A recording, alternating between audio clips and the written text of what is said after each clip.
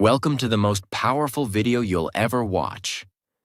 Not because it has fancy words or magic tricks, but because this video is about you and the battle inside your own mind. Let me ask you, have you ever felt like your brain is working against you? Like you're trying to be positive, but your mind keeps dragging you back into pain, fear, or regret? Have you ever smiled in front of everyone while screaming inside your head?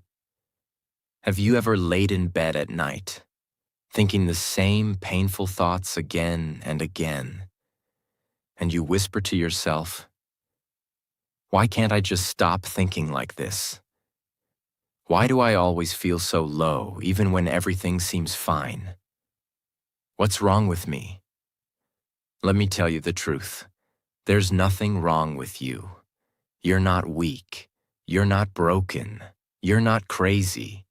But the way you were taught to think, that's broken. That's the enemy. That's what we will fix. This video is going to show you how to stop negative thoughts and feelings forever. And we won't do it by reading motivational quotes. We'll do it by understanding the mind, step by step. We'll break the old beliefs. We'll replace the lies in your head with powerful truths. And we'll give you the tools to take control. For the first time in your life, you won't just understand how to stop negativity. You'll also understand how your mind works, how to reprogram your emotions, and how to build a new version of yourself, starting today. And yes, if you're learning English, this video will help you too, because everything is explained in simple, powerful English, using real examples and emotional storytelling. You'll not only grow stronger, you'll grow smarter in English too. So take a deep breath, because what you're about to hear might just be the thing your soul has been waiting for all your life. Stage 1. Understand where negative thoughts come from. Most people try to fight their negative thoughts. They say things like, "I just need to stop thinking. I should be stronger. I should be happy." But they're fighting the wrong battle. You see, negative thoughts are not random. They don't come from the outside world. They come from inside you, from a place called the subconscious mind. And here's the shocking truth. 95% of your thoughts, feelings, and behaviors are controlled by your subconscious mind. That means you are only truly conscious for 5% of your day. Let me explain. What is the subconscious mind? Your subconscious is like a recording machine. From the moment you were a child, it recorded everything. The way your parents talked to you, the way your teacher reacted when you made a mistake, the way people treated you when you failed, the fear in your mother's eyes when there was no money, the pain of being laughed at, ignored, or rejected. All of it was recorded, silently, without permission. And now, when you grow up, those recordings become your thoughts. So when you say, "I'm not good enough. I always mess things up. I'll never be successful. Nobody really loves me," that's not really you speaking. That's your subconscious replaying old memories. Example. Let me tell you about Daniel. He's 26, smart, kind, funny. But every time he starts something new, a job, a relationship, a project, he quits. Why? Because every time something goes wrong, a voice in his head says, "You're just a failure. Why even try? You'll embarrass yourself again. You're not made for this." And Daniel believes that voice. But here's what Daniel doesn't remember. When he was 9 years old, he got up in front of his class to present a school project. He was nervous. His voice was shaking. And when he accidentally read a word wrong, the whole class laughed. Even the teacher smiled. Daniel went home crying that day. He didn't tell anyone. But that moment became a permanent scar in his subconscious mind. That scar became a voice. And that voice became a belief. And that belief controlled his life. That's what negative thoughts are. They're old pain disguised as truth. So, what can you do? You don't fight negative thoughts like enemies. You observe them like detectives. Next time you think, "I'm not good enough," stop and ask, where did this thought come from? Who made me believe this? What is this memory connected to? Because once you understand the source, the thought starts to lose its power. Your first mission. Tonight, take 10 minutes. Sit quietly. And write this question at the top of a page. What are the 3 negative thoughts I think the most? And for each one, ask, where did this come from? Who taught me this? You'll be shocked at what you discover. You'll realize that most of your negative thinking didn't come from you. It came from someone else. And it's been living inside you rent-free. But not anymore.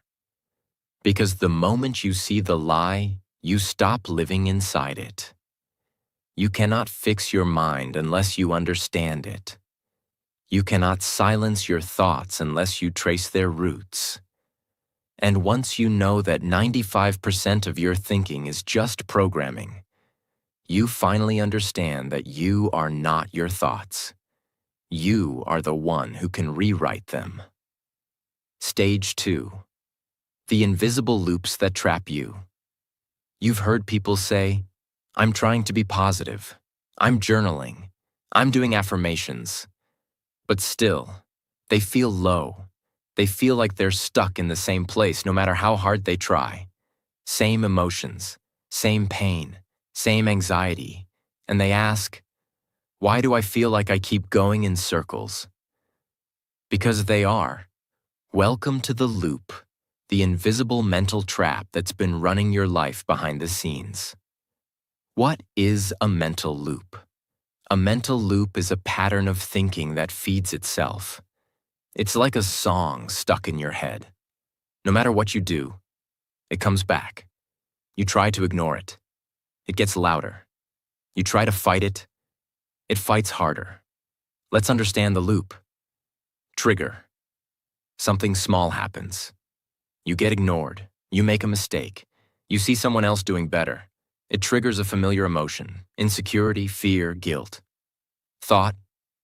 Your mind pulls up an old belief. I'm not good enough. They don't care about me. I always mess things up. Emotion. You feel pain, again. You feel shame. You feel anger. You feel fear. Reaction. You do something negative. You isolate. You overthink. You scroll endlessly. You eat junk. You cry quietly. Guilt and shame. You feel worse. Why did I react like that again? Why can't I control myself? And now, you feel even weaker. That feeling becomes the new trigger. And the loop starts again. You wake up, already tired. You open social media, already comparing. You make one small mistake. And suddenly your whole day feels ruined. You feel guilty for being negative. You feel weak for being sad. You feel ashamed for not healing. And the worst part? The more you try to escape the loop, the tighter it pulls you in, because you're not escaping. You're resisting. And what you resist persists. Let me tell you about Amira, a 24-year-old university student. Bright, beautiful soul.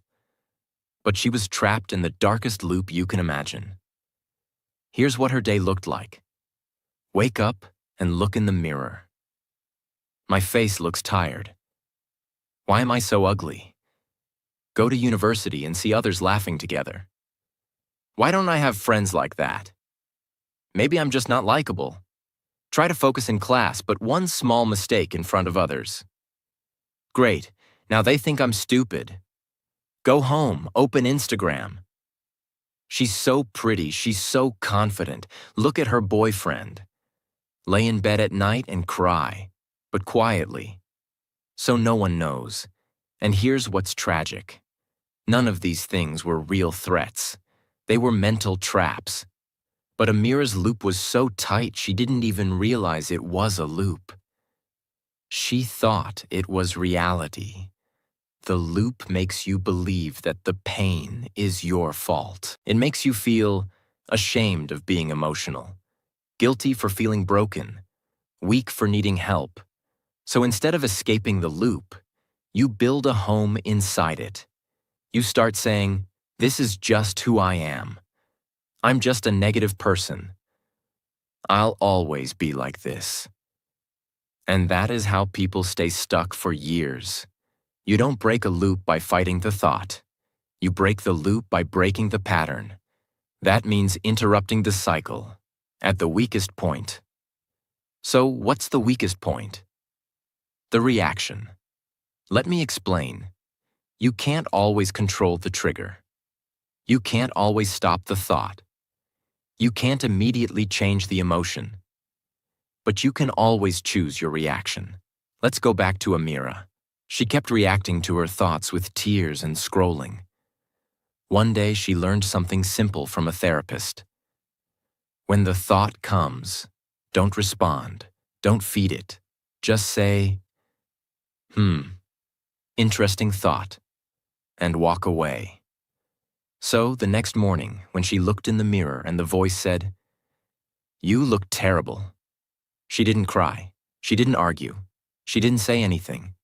She smiled, a fake one at first, and whispered, interesting thought. She made a cup of tea. She played one happy song. She wore earrings. She went to class and made eye contact with someone. She said, "Hi." That day, the loop broke. Not fully, not forever, but for that moment, she won. And one moment of winning creates another. Tonight, write this down. What is one loop I live inside every day? What's the trigger? What's the thought? What's the emotion? What's the reaction? Then write one thing you'll do differently next time the trigger comes. Something small, something kind, something real. It can be this simple. Instead of hiding, I'll talk to one person. Instead of scrolling, I'll walk outside. Instead of saying I'm a failure, I'll say I'm learning. Because even a tiny interruption breaks the machine. You're not weak. You're not lazy. You're not doomed. You're just trapped in a pattern, a loop you didn't even realize existed. But now, you know. And knowing is power. Because when you can see the loop, you can step out of it. Stage 3. Stop feeding the enemy inside. Most people are trying to stop negative thoughts, while at the same time, they're feeding the very things that create them. It's like drinking poison every morning and wondering why you feel sick all day. Let me say this clearly. You cannot heal your mind if you keep feeding it junk. You cannot stop negativity if your lifestyle is designed to create it. This is the stage where we clean the soil, because no seed of happiness can grow in polluted ground. Let's break it down. Imagine your mind is a beautiful open garden. Whatever you plant there grows. Whatever you water becomes stronger. Whatever you allow in becomes part of your reality. So now ask yourself, what are you planting every morning? What are you watering with your thoughts and attention? What kind of mental garbage are you leaving in your garden? If all you feed your mind is fear-based news, toxic social media, fake perfection, drama videos, gossip reels, sad love songs, dark, depressive thoughts, then what do you expect your mind to produce? Joy, peace, motivation? Impossible. You're asking your mind to grow flowers in toxic soil. Let me show you a metaphor that will hit you hard. Imagine there's a room with a giant black mirror on the wall. And every morning you go into this room and stand in front of that mirror. But here's the catch. This mirror doesn't show your real face. It shows your biggest insecurity. It magnifies your worst fear. It whispers your deepest pain. You still look into it. Every morning, every night. You let that mirror define how you feel, and you never question it. That mirror is your phone. That mirror is the reel that says, "You're not successful." The photo that says, "You're not pretty enough." The video that says, "You're behind in life." The comment section that says, "You'll never make it." And the worst part? You chose to look into it. You chose to keep that mirror in your pocket, next to your pillow, inside your life. And you wonder why your mind feels broken. It's because you've been feeding the enemy inside. With your time, your energy, your attention. The three main ways people feed negativity without realizing. 1. Information overload, digital poison. You scroll for 2 hours and remember nothing. But your brain remembers everything. Even if you say, "I'm just watching for fun. I don't take it seriously." Your subconscious is recording, "Her face is perfect. Mine isn't. He's successful. I'm behind. That couple looks happy. I'm lonely. That guy bought a new car. I'm broke." You don't feel it instantly. But after 10 days of this, you feel tired, insecure, empty, not because of your life, but because of what you consumed. 2. Toxic repetition, songs, reels, drama. Music is powerful, but what are you repeating into your head? "You broke my heart. I'm not good enough. Nobody loves me. I want to disappear." You hear these lyrics and say, "It's just a song." But your brain doesn't understand just. It only understands what you feed it repeatedly. Repetition is programming. And most people are programming themselves to be depressed. On autoplay. 3. Mental diet, what you talk about daily. Your conversations shape your emotions. If every day you talk about what you hate, who betrayed you, why life is unfair, how everything's going wrong, then what are you feeding your brain? Negativity becomes your default language. Let me tell you a different kind of story. There was a glass of clear, pure water sitting on a table. It was peaceful, it was clean, it was balanced. One day, someone came and dropped one drop of black ink in it.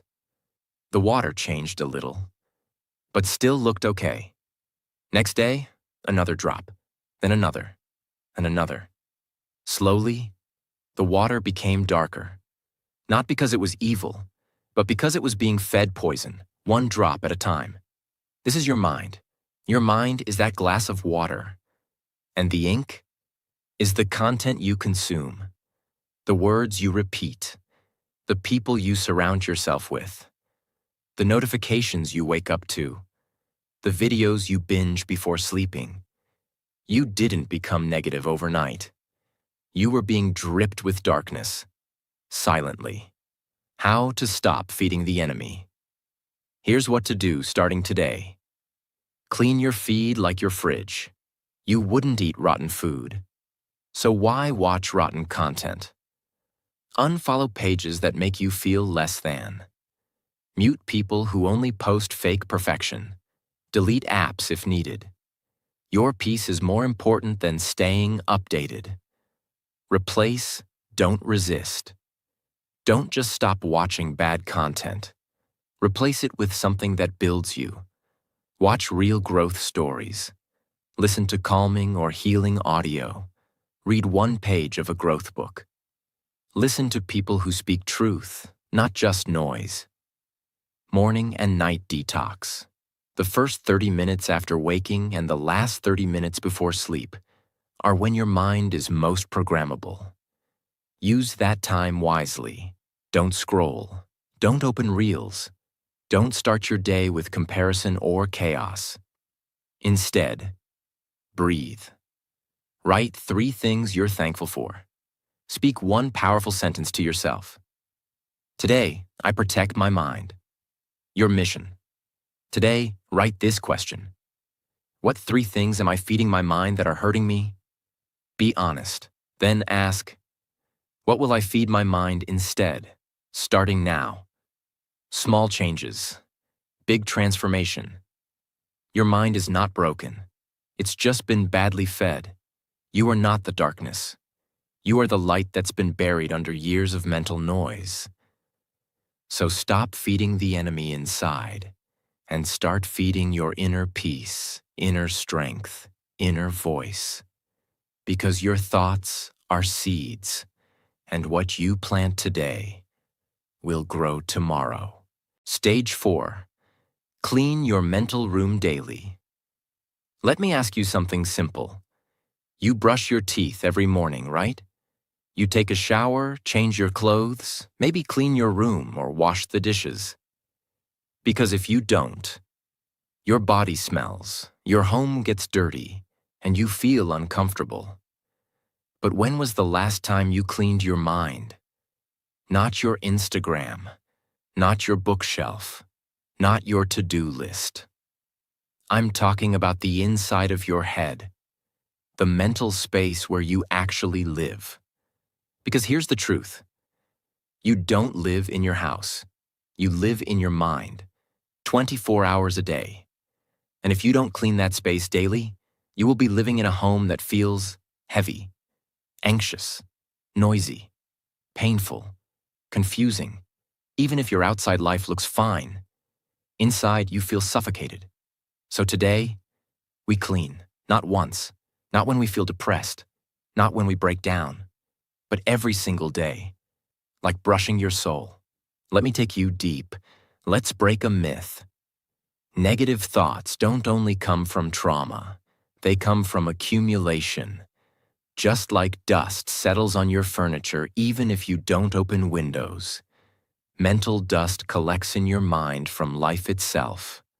A stressful conversation, a decision you're avoiding, a deadline you're afraid of, a future event you're overthinking, a compliment you didn't believe, a comment that felt wrong but you ignored it, a fear that entered your heart quietly, a judgment you made about yourself this morning.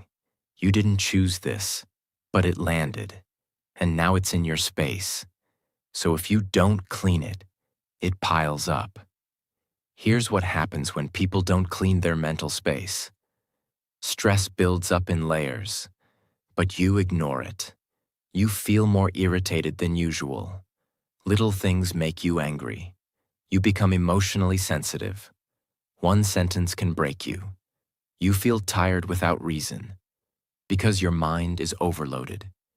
You stop enjoying things, because your joy has no space to live. You start avoiding life, because everything feels like too much. And slowly, without realizing, you stop being you. You stop laughing loudly. You stop dancing freely.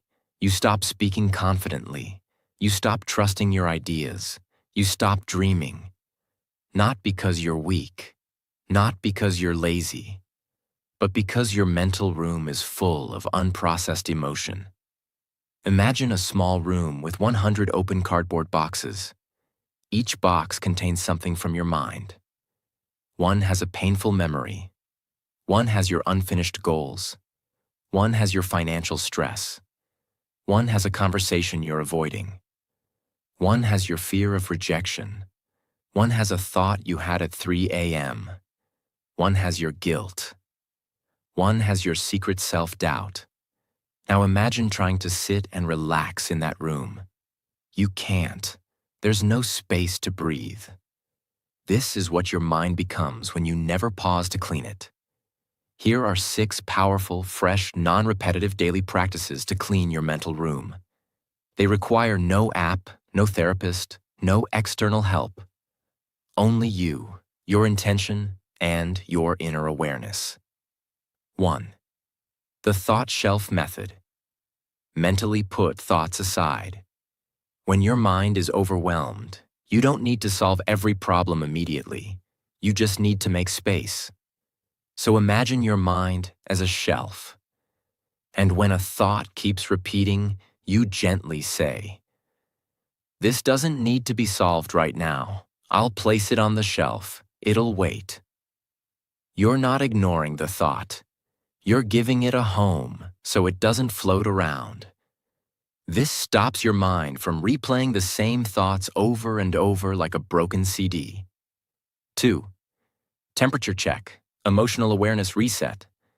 Once a day, maybe at 4 p.m., pause and ask yourself, what am I feeling right now? Where do I feel it in my body? Why might I be feeling this? Even if the answer is, I don't know, you're still becoming aware. And awareness cleans confusion. Do this every day, like checking the weather before leaving home. You'll be shocked how much you've been holding in silence. 3. The one-word dump. You don't always need to write long journals. Sometimes just one word is enough. Try this. Before sleeping, write one word that describes your emotion today. Heavy, rushed, lonely, hopeful, frustrated. Doing this helps you identify your emotional clutter, because once you can name it, you can clean it. 4. 3-minute mental walkthrough. This is one of the most powerful cleansing tools. Almost no one uses it. Every evening, close your eyes and mentally walk through your entire day. See yourself waking up. Walking to the bathroom. What were you thinking? What emotions did you feel during breakfast? Did someone say something that stuck in your mind? Where did your mood shift? This is not about overthinking. It's about noticing. Because when you notice, you release. When you name it, you drain it. Even 3 minutes of this can unload more emotional weight than hours of advice. 5. Speak to yourself like you're a child. Before bed, sit quietly and say one kind thing to yourself, as if you were speaking to a small, scared child. Say, "You did your best today. It's okay to feel tired. I'm proud of you for not giving up. You made it through. That's enough. You are safe now." Do this daily, and you will start healing your self-image. Because the most dangerous dirt in your mind is not fear, it's self-hatred. 6th micro-forgiveness exercise. Each day, choose one small thing to forgive. Someone who interrupted you. A past version of yourself. A mistake that still haunts you. A friend who didn't message back. A moment where you felt ignored. Say quietly, "I release you. I'm done carrying this. My peace matters more." You don't need an apology. You don't need closure. You just need to put it down and walk lighter. Pick any 3 of these practices and do them tonight before bed. Make it a ritual, like brushing your mind. Because when your mental room is clean, you sleep deeper, you speak softer, you focus sharper, you feel freer, you dream bigger. You're no longer controlled by chaos. You're in control of your space. You are not too sensitive. You are not overreacting. You are not broken. You are simply overcrowded. And when something is too full, even a feather can break it. So make cleaning your mind a daily ritual. Not when you collapse. Not when you cry. Not when life forces you. Do it before it's too late. Do it because you deserve clarity. Do it because peace is not a gift. It's a habit. Stage 5. Replace, don't fight. Let me start with this truth. You will never win a war by screaming at your enemy, and you will never win peace by screaming at your thoughts. And yet, That's what most people are doing. They say, I just want to stop thinking negatively. How do I shut off these thoughts? I'm tired of this voice in my head. So, what do? They fight. They try to block the thought. They say, stop thinking this. Why am I like this? I shouldn't feel this way. But the more they fight, the stronger the thought becomes. Why? Because you can't fight a thought with force. You can only win by replacing it. Let me explain everything in the deepest way possible. Why fighting negative thoughts never works. The moment you say, I don't want to think about this thought, your brain focuses more on that thought, because the brain doesn't hear don't. It only hears the subject. If I say, don't think about a pink elephant, you'll instantly imagine it. If you say, don't feel anxious, your mind starts scanning for all the reasons you're anxious. So when you try to fight a thought with more thought, you create a mental storm. Every time you argue with a negative thought, you're giving it energy. You're saying, this thought matters, it deserves attention, it has power. And it grows. So what's the solution? Don't fight the thought. Replace it, redirect it, rewire it. Like changing the radio station, like turning the page, like choosing a different road. Let's explore how. Imagine there's a radio in your room, and it's playing a horrible, depressing song. Lyrics like, you're a failure, you'll never be loved, you're too late, you're not enough. The volume is loud, it's hurting your ears, it's affecting your mood. What do? Do you scream at the radio? Do you beg it to stop? Do you cry in front of it? No, that would be pointless. You either change the station, lower the volume, turn it off, play your own music louder. This is how replacement works. You don't beg your brain to stop, you give it a new direction. Thoughts are like habits, and the best way to break a habit is to replace it with another one. Here's the secret. You can't erase a thought. You can only overwrite it. Your brain works like a chalkboard. If you write something painful on it, the only way to remove it is by writing over it with something better. Negative thought replacing thought. I always mess things up. I learn faster because I've failed before. No one cares about me. Someone loves me even if I forget. I'll never be successful. I haven't reached it yet, but I will. I'm too sensitive.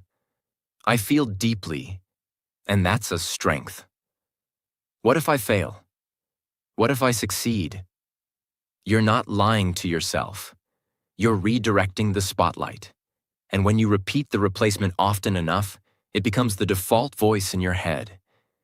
Imagine a large white wall, perfectly painted, but right in the center there's a small black hole.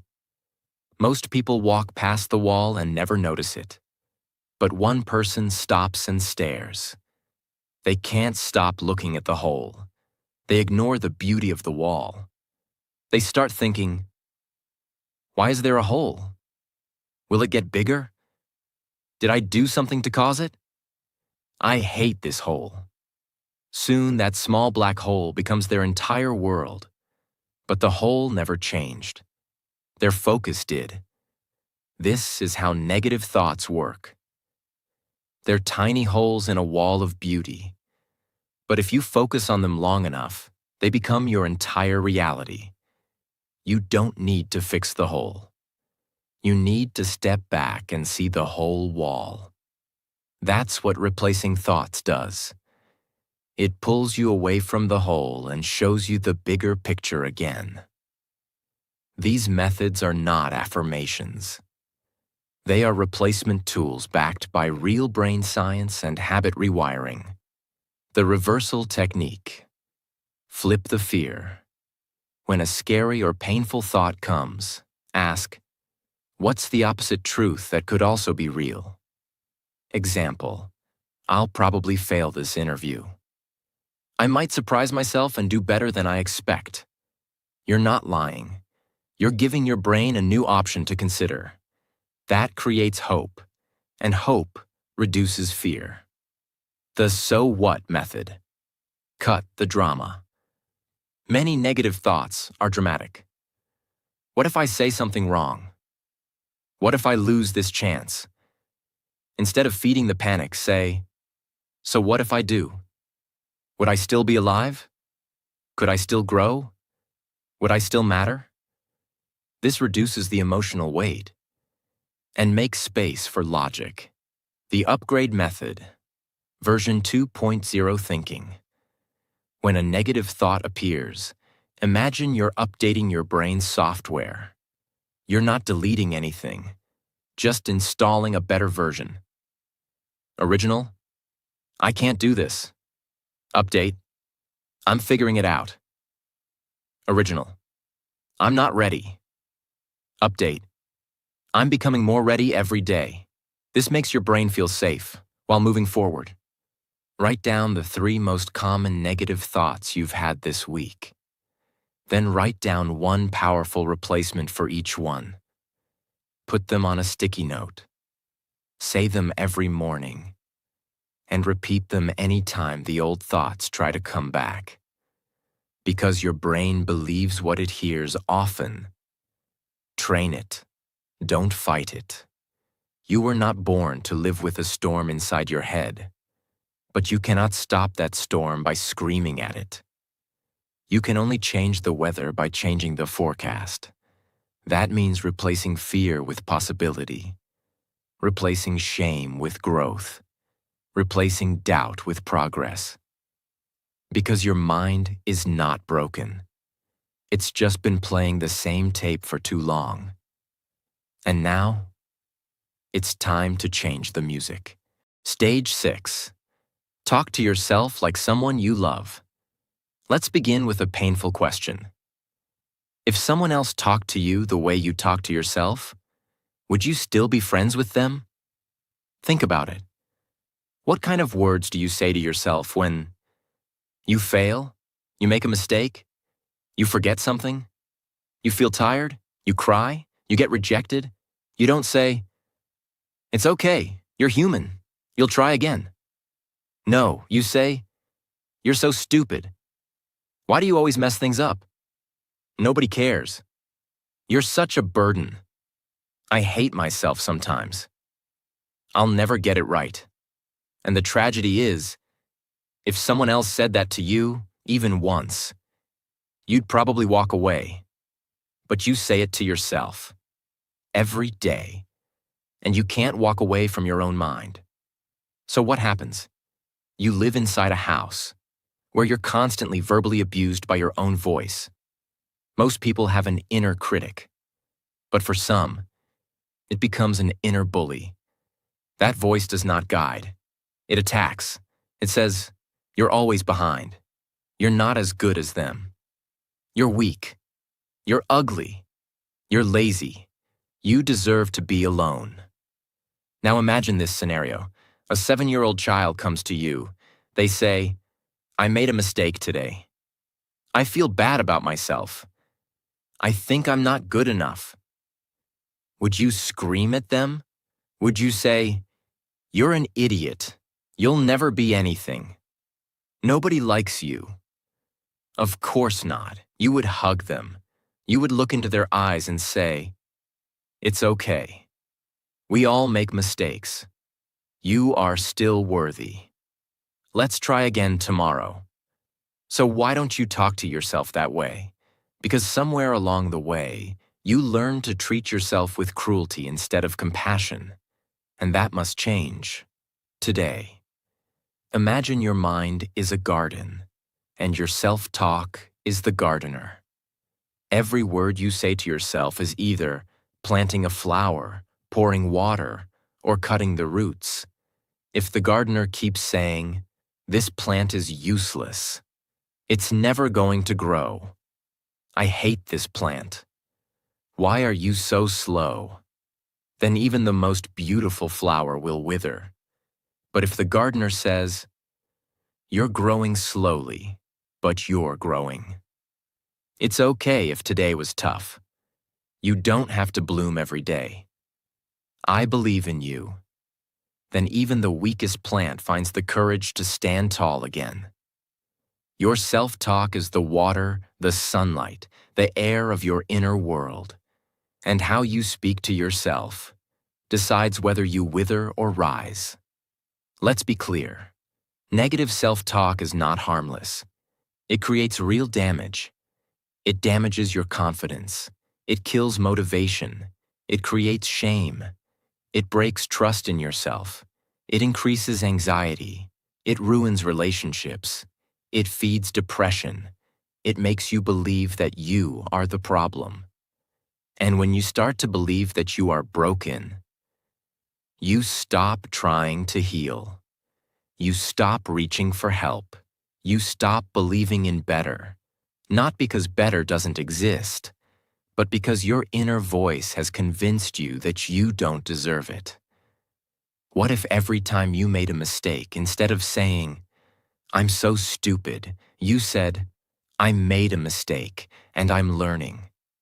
What if when you were tired, instead of saying, "I'm lazy," you said, "I've done so much. I need rest, not guilt"? What if when you felt jealous, instead of saying, "I'm such a bad person for feeling this," you said, "I'm human. I feel things. That's okay"? This is not about lying to yourself. It's about speaking to yourself with the same kindness you give to everyone else. How to start talking to yourself with love. 5 life-changing practices. 1. Give your inner voice a name, seriously. Name it. Why? Because when you say, "I think I'm a failure," you're giving your inner critic 100% credibility. But if you name it Negative Nancy or Doubt Dan, you separate your identity from the voice. You say, "Oh, that's just Nancy again. She always shows up when I try something new." It sounds silly, but it gives you power and perspective. You stop becoming the voice. You become the listener. And the listener always has a choice. 2. The best friend technique. When you feel down, ask yourself, if my best friend was feeling this way, what would I say to them? Then say that to yourself, out loud. You'll be shocked how loving your voice becomes when it's not directed at you. 3. The mirror moment. Stand in front of a mirror for 2 minutes every morning. Look into your own eyes, not to judge your skin or hair, but to say 3 things. I'm trying. I'm still here. I forgive you. Do this every day, not for motivation, but for healing. Because your own reflection has been waiting years to hear those words from you. 4. Rewrite the sentence. Take any cruel sentence you say often and rewrite it. For example, cruel thought, loving rewrite. You're a burden. Your feelings matter too.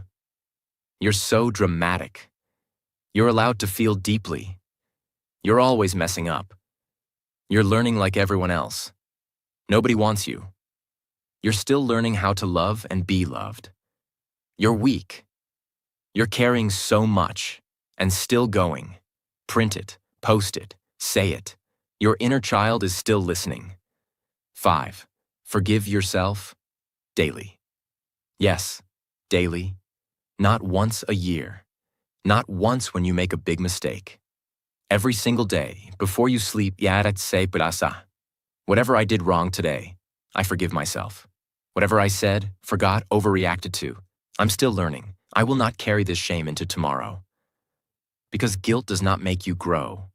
Grace does. Sit alone. Quiet. Just you. Put your hand on your heart and say this softly. I'm sorry I've been so cruel to you. You didn't deserve that voice. From today, I will talk to you like someone I love. Let the tears fall if they come. You're not weak. You're reconnecting. You don't need to be perfect. You don't need to be fearless. You don't need to have it all together. But you need to start being kind to yourself. Because the world is already full of people ready to judge you, criticize you, and misunderstand you. Don't join them. Be the one voice in your life that says, you are still worthy, even now, especially now. Stage 7. Cut off the hidden triggers. Triggers aren't always loud. They're not always dramatic. They don't always knock and say, hey, I'm here to ruin your peace. Sometimes they're soft. Sometimes they feel like comfort, but they pull you back into the old version of you, the version who was scared, the version who doubted, the version who lived in fear. Imagine you live in a room with a very soft ticking clock. Tick, tick, tick. You get used to the sound. You don't notice it anymore. But the ticking is always there. It's just background noise. Now one day you finally remove that clock. You sit in silence. And for the first time you realize, oh my God, I've been living with that noise for years. This is exactly what emotional triggers are like.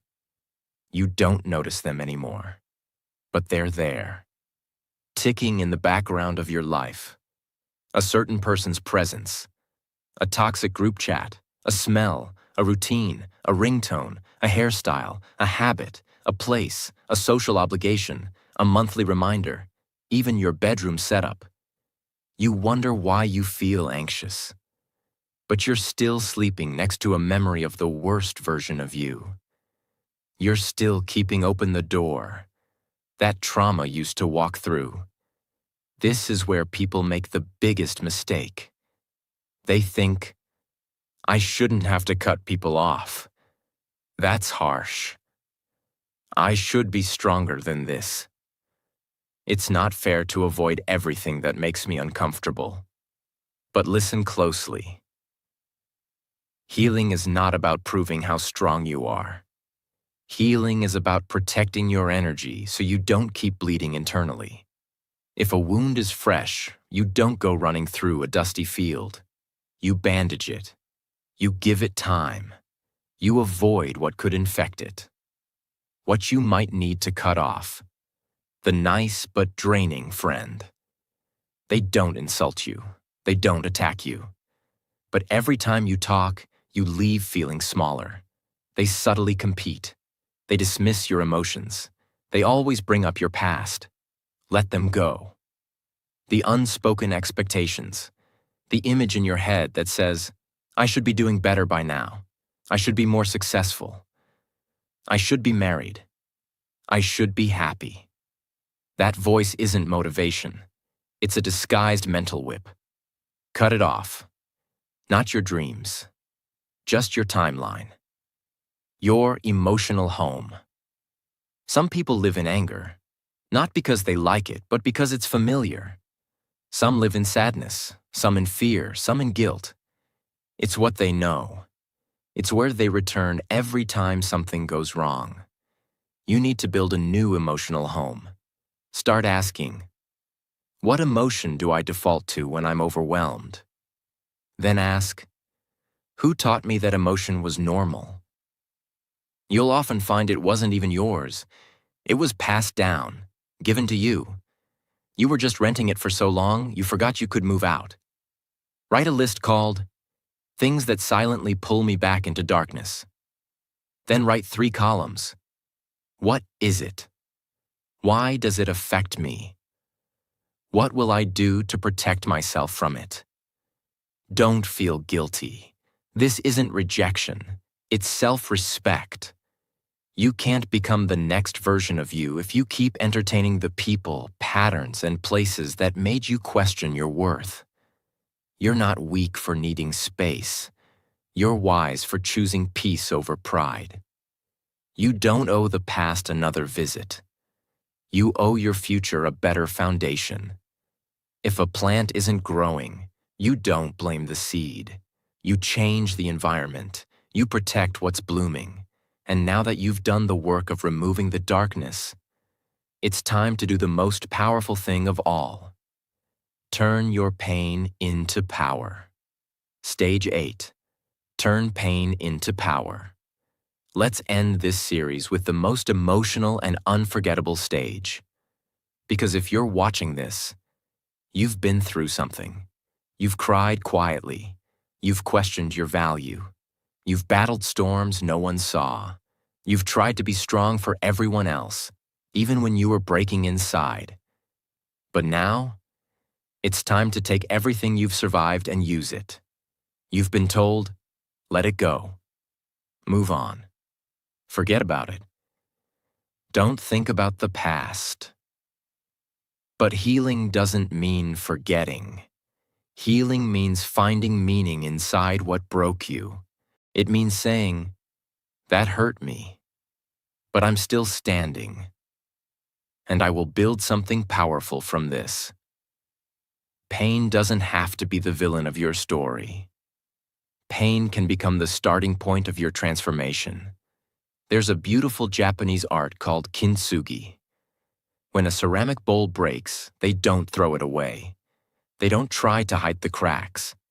Instead, they repair it using gold. Yes, real gold. They fill the cracks with golden lacquer. So now, the bowl is more valuable, more beautiful, and stronger because it was broken. Your pain is the gold. Every tear you've cried, every lonely night, every betrayal, every fear, every fall. If you let it, that pain can become your wisdom, your strength, your story, your mission. How to turn pain into power. 4 life-altering shifts. 1. Don't ask, why me? Ask what now?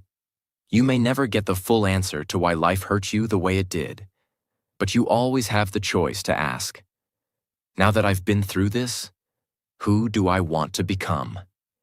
Pain becomes power when you stop looking for revenge and start looking for rebirth.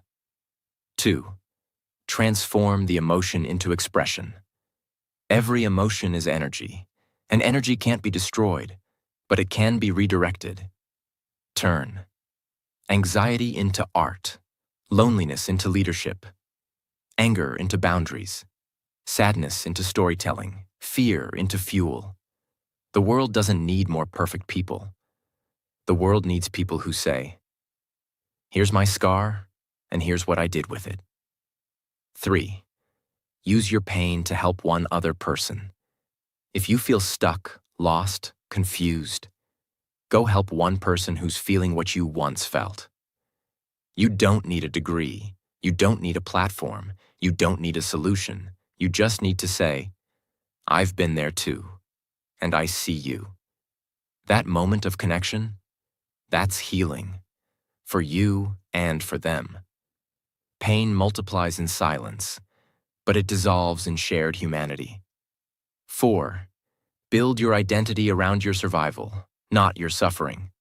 Stop saying, I was broken. Start saying, I'm rebuilding. Don't say, they ruined me. Say, I rebuilt myself.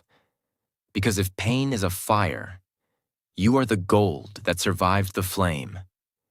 You didn't come this far to just feel better. You came this far to transform. This is not just a video about how to stop negative thoughts. This is a reintroduction to your power. Everything you've been through has been shaping you, not to destroy you, but to prepare you. So here's your final message. You are not your pain. You are not your past. You are not your thoughts. You are the power that rises in the middle of all three and chooses to become something greater. This is your story now, your chapter, your healing, your time. So now you've reached the end. Not the end of the video, but the end of a version of you that didn't know better. The version of you that thought, maybe I'll never heal. Maybe I'll never be free. Maybe this is just who I am. But now you know something different. You've seen the enemy. You've studied the patterns. You've cleaned the pain. You've changed the voice inside. You've built strength. You've protected your energy. And you've taken the hardest thing in your life and started turning it into your power. That is not a small thing. That is transformation. That is courage. That is a new life beginning. Right now.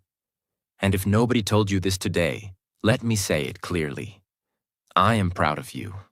Not because you're perfect, but because you showed up, broken, scared, tired, unsure, and still tried, still listened, still stayed till the end. That means you're ready. Your thoughts do not control you. You control what thoughts are allowed to stay.